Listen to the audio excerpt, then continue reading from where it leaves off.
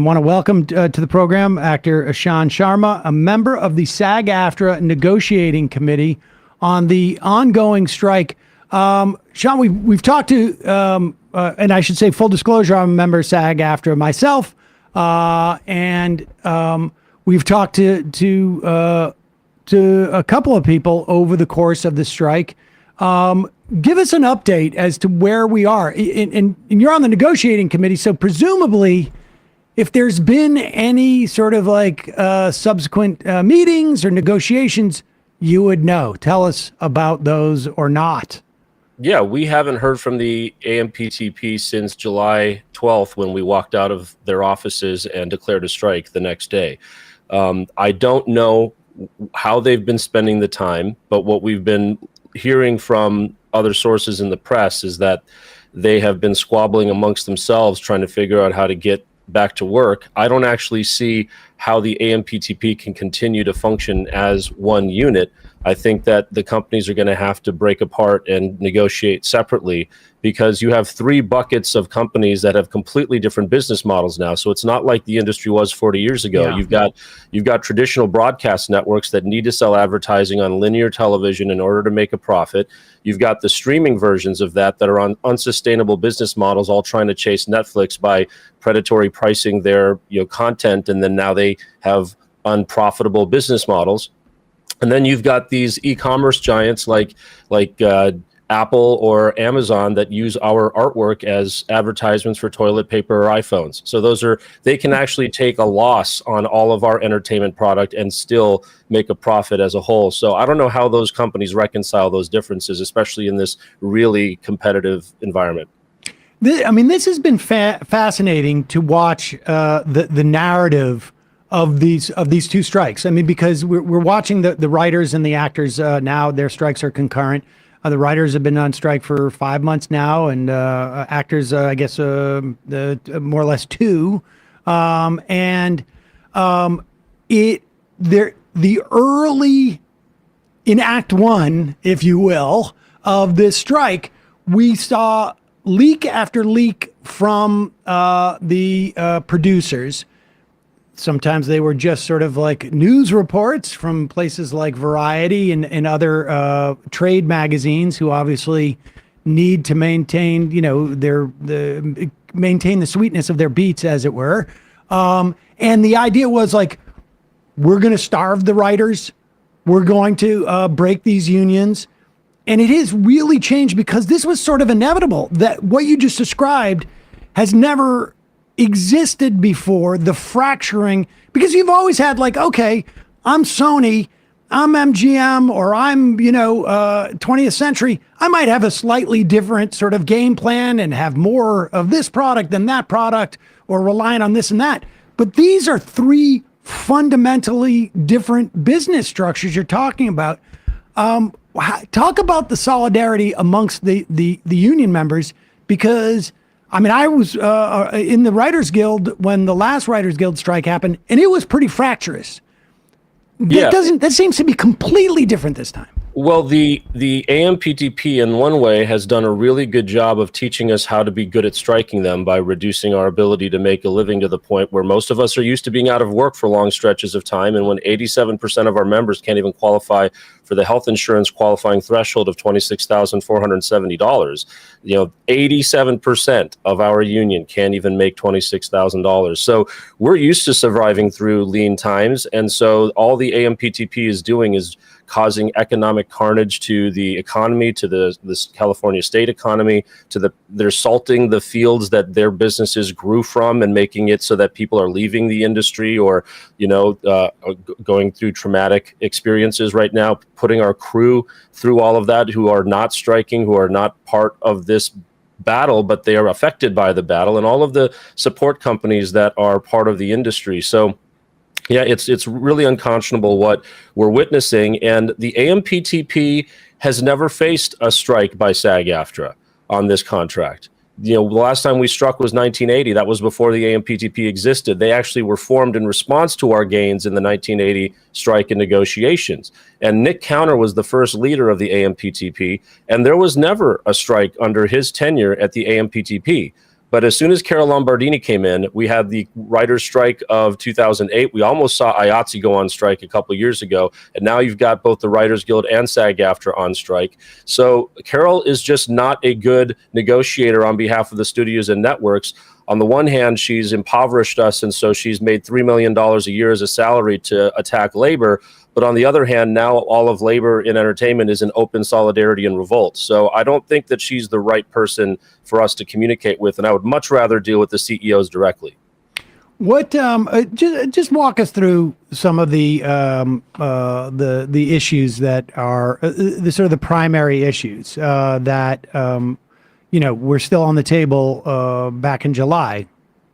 Well, there are so many primary issues. That's part of why we're so far apart at the negotiating table. This is really the first negotiation that our union, that is the merger of SAG and AFTRA, is utilizing its strength. And that's because we had some internal organizing to do before we could really unify in this way. We represent 13 different professions behind the microphone and behind in front of the camera. So our issues need to serve singers, they need to serve dancers, stunt performers, voiceover actors, background actors, principal actor performers, puppeteers, pilots. So there are so many types of members that we need to serve that I would never want to prioritize in a way that says a smaller category's needs are not as important as the rest. But some of the issues that have been getting the most attention are existential issues like artificial intelligence, where they want to scan you and never hire you again and just use your digital replica without compensation, without consent. Other things like our pension and health plans, which are one of the reasons you join a union, is for benefits. And the fact that our pension and health plans don't cover many people and they're underfunded is a really big problem, because the thresholds that the employers make contributions have not been raised in 40 years, so our plans are underfunded. We've also got the issue of our scale minimums, where we're not even asking for a raise. We're just asking to keep up with the hyperinflation we've seen over the last 3 years, and their offer to us would have locked us into 2020 buying power until 2026. So we're not even trying to get ahead. We're trying to get back what we've lost over the last 40 years and just get back to a sustainable situation. Can you talk more about that AI element? Because I know that that's gotten a lot of attention, but I'm curious what that proposal of scanning someone's likeness and as a background actor and then essentially being able to use them for the rest of time, what that signaled to you when in dealing with the studios of how little they value the actors that are making their work kind of robust and vibrant and putting their labor in because they love art.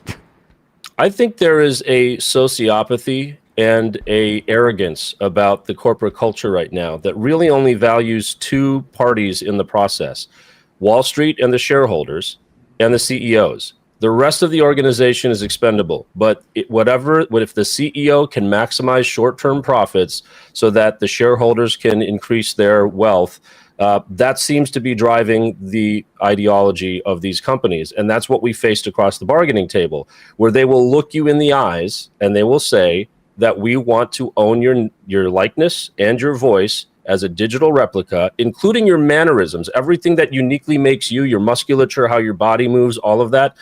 Jet Li came out and said they wanted to own his martial arts moves so that they could use that in digital replicas that may not even be of him.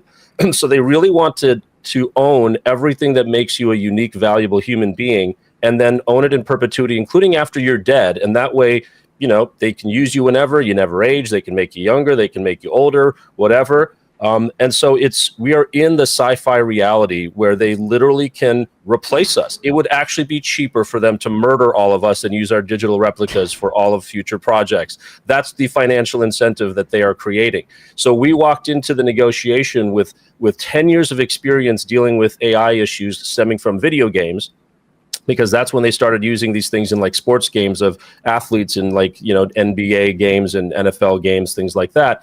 And we came in with a very fair, robust AI proposal. And over the 5 weeks of our negotiation, they kept trying to rewrite it with loopholes that they could take advantage of to take advantage of our members and made it really unsafe for us in this negotiation. So the ultimate solution is going to have to be that we have to own our name and our likeness and our voice. We have to be consulted before it's used in any way, shape, or form. There has to be proper compensation. You can't extort that consent at the time of employment when it's like, well, either you can take the job or not. It has to be at the time of use when you've already done the job and now they're going to use it for something, and you have the leverage in that point of, at that point. So it's about informed consent. It's about compensation. That's what we're fighting for.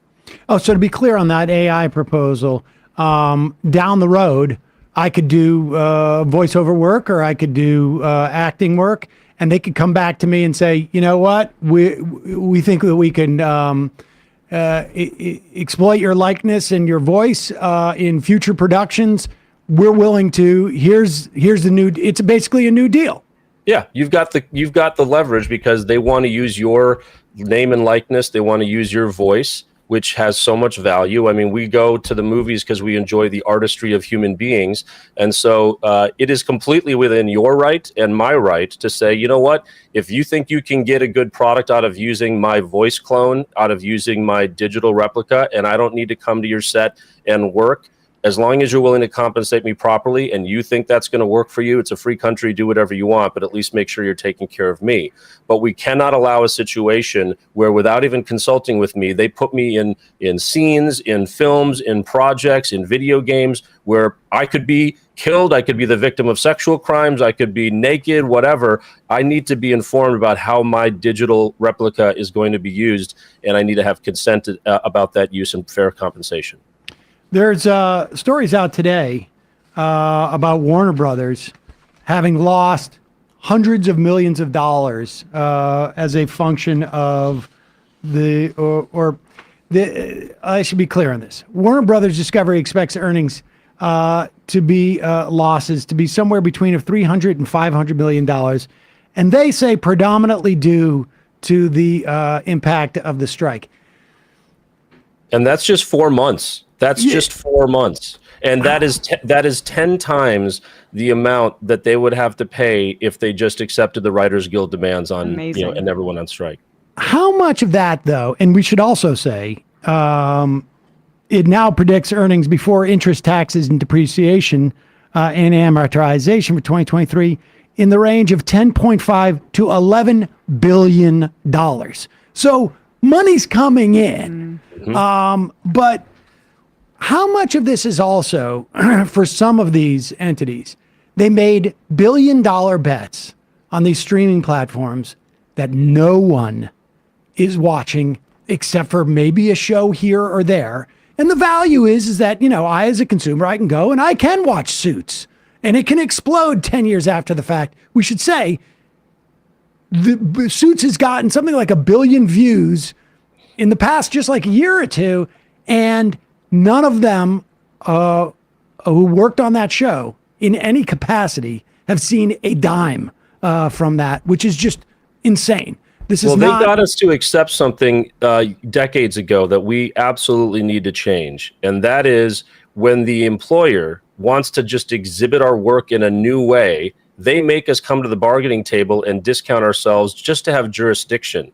But doesn't change the work that I do, whether I'm working on a show that's going to go on TV, going to go in the movie theaters, going to go on streaming.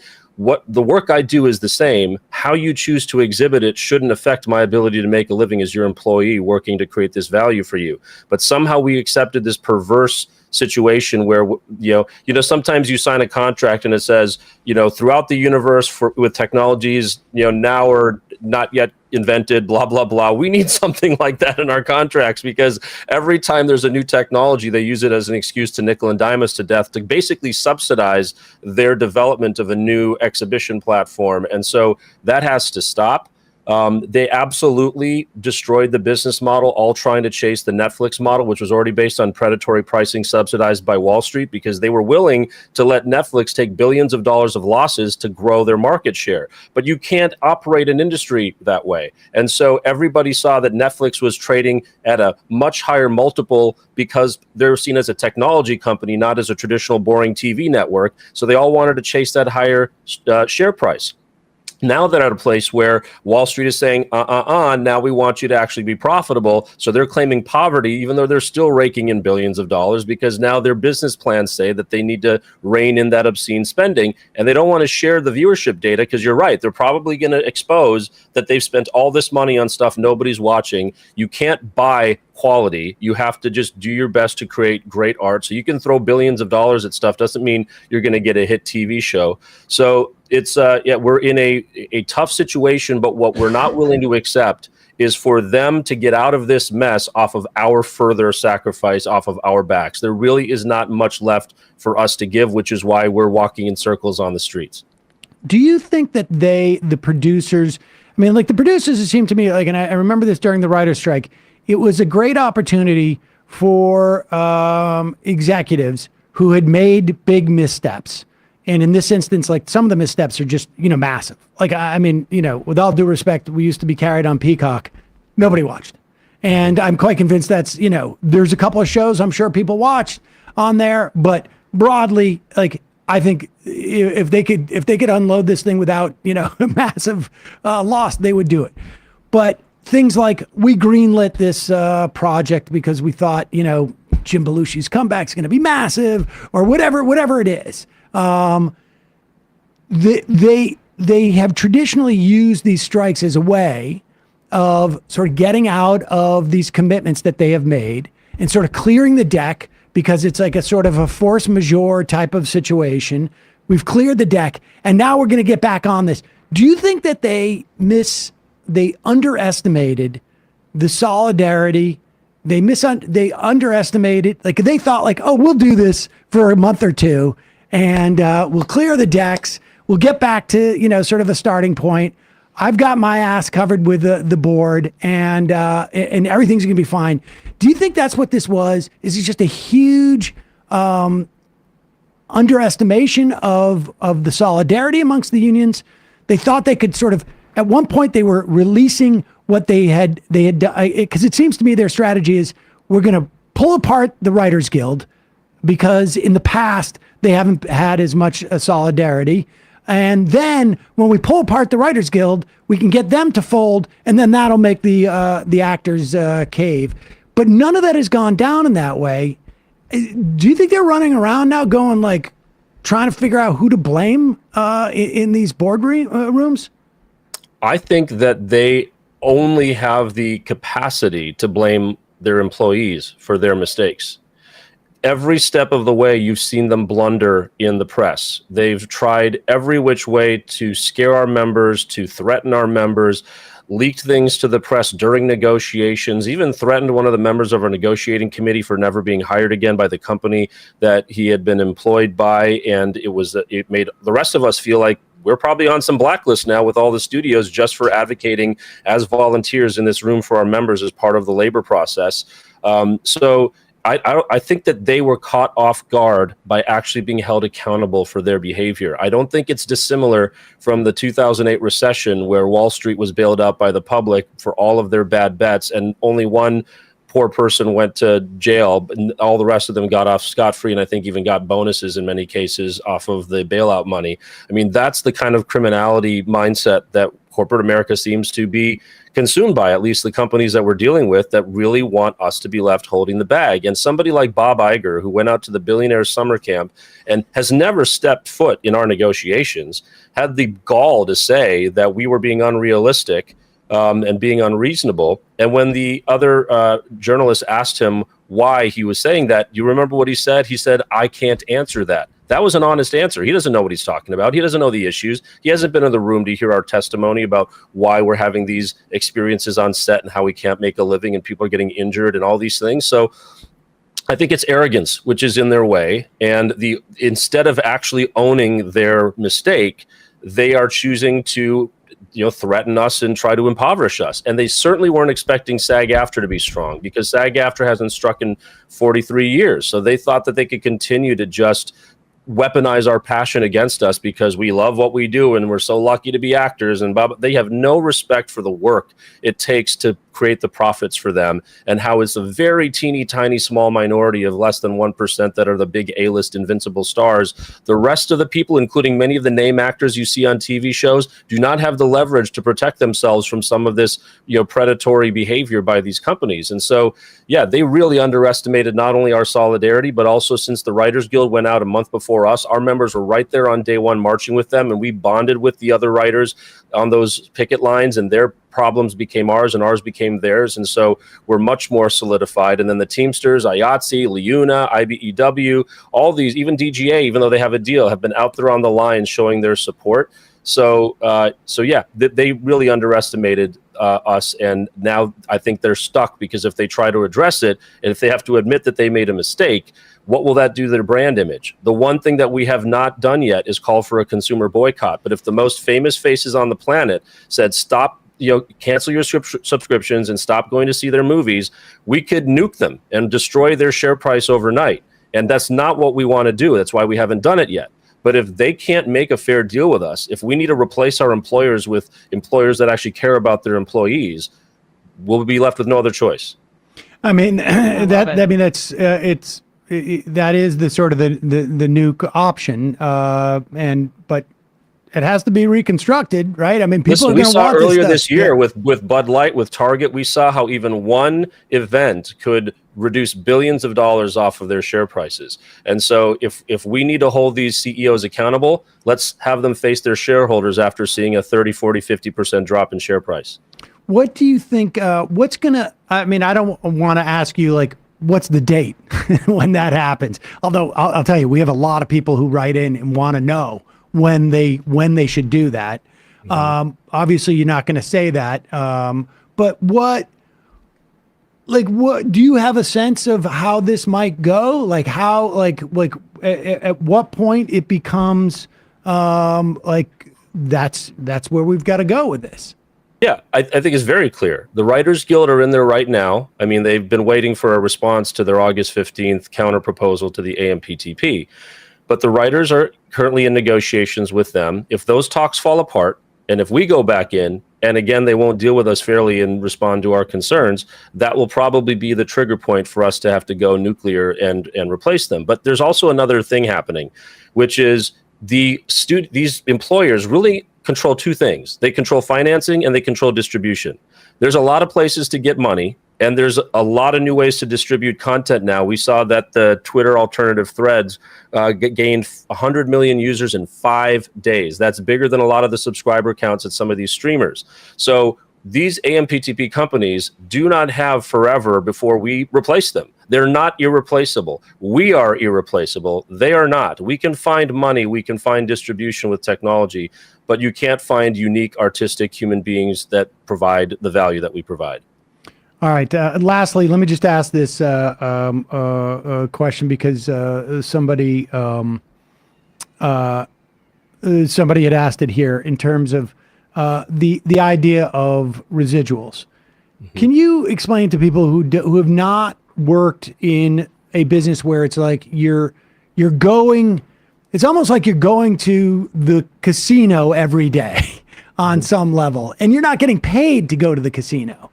And you don't know when your next sort of win's going to be in this type of business. I mean, obviously, will you explain the theory behind residuals, why it's so important, even though you aren't doing theoretically extra labor, if the show's a success versus not? Yeah, an average performer is not on a series where they are having a weekly salary and they have a commitment for 6, 8, 10, or in the old days, 25 episodes. Most of our performers work for a daily contract or a weekly contract, and you'll only work a handful of times a year if you're fortunate, and you don't know how long that job is going to last. So when you're working for a day rate of, say, $1,100, which is roughly what our day rate is, that $1,100 may be one of 10 jobs you book that year, which is why you can even book 10 of those jobs and still not qualify for health insurance. But the way that people would qualify is because you share in the profits of the show when it airs and when it's successful. And so we depend on the continuing payments of the reuse of our performances to sustain ourselves in between being on set and actually getting the day rate or the weekly rate when you're on set. So it's been a huge target for our employers to attack the residual model because they want to keep all of those profits when they are re-airing or they're seeing a show blow up or something. So we have seen our residuals formulas decimated, especially as we've gone into the streaming era. Just to get jurisdiction, in some cases, we allowed them to not have to pay us residuals at all for a particular period of time, or even for certain shows that were grandfathered in that didn't pay residuals. So it's eroded our ability to sustain ourselves in between jobs because we were supposed to participate in that. Not unlike an inventor would have a royalty that if you were to buy their invention and sell it, they would get a small piece of it every time you sold one of their widgets or something. That was the deal we were able to make because we work for such short periods of time, and that's just the nature of the business. But it's actually worse than that because the way the corporations, these AMPTP companies over the last few years, they've started to do something called crediting. And what that is they will actually hide in your contract when you're working for your initial compensation, when you're shooting a show, that they're advance paying your residuals hidden in your compensation. So you think you're getting $10,000, but $5,000 of that is an advance payday loan against your future residuals that you were going to count on to qualify for health insurance, to be able to pay the bills. So they have found every sneaky which way to try to reduce the compensation we get, eliminate our residuals, make us get it all up front so we don't get it later when we need it. The residuals are one of the central issues that we are striking over. And I should say, I think the analogy with the inventor is really apt because for every one invention that they sell, they have made 20 others or 30 others, and you times that times tens of thousands of actors who go in and give producers the opportunity to choose which one of these actors is going to best represent in the vision of the show. That's right. There's a snowball those people effect. We're not getting paid for that labor. That's right. It's a snowball effect. If you work a lot, then over time, your residuals income starts to help you out, especially as you get older and there's less roles for you as you get into your senior years. Like you depended on the residuals in order to help even out the highs and the lows. But when they're going away, we're getting 1 cent or 2 cent residual checks. And the reason for that is because the Writers Guild and the Directors Guild, they adopted this distributors gross receipts model, where if I sell you my movie to Netflix for $1 million, I owe 20 grand of that to the director. I owe 20 grand of that to the writer. Not a bad payday for a director or writer. But when I have to split 6%, which is, 60 grand amongst 200 performers on a show, they're not going to see much of that $60,000, especially if we have to take 20% out of that 60,000 just to pay the health and pension plan, where ultimately we're paying our own pension and health contributions out of that pool. So there's been all of this fancy accounting, all of these legalese things that for artists who just want to do their art have been essentially the frog that's boiled alive in the pot. Like just over years, we've seen all of these things erode our ability to make a living, which is why we're asking for a new way of being compensated in this negotiation called revenue share, which means, the producer pays the residuals when I, as a producer, sell my show to a network or a streamer. I am responsible for paying the residuals to the performers off of the income that I get.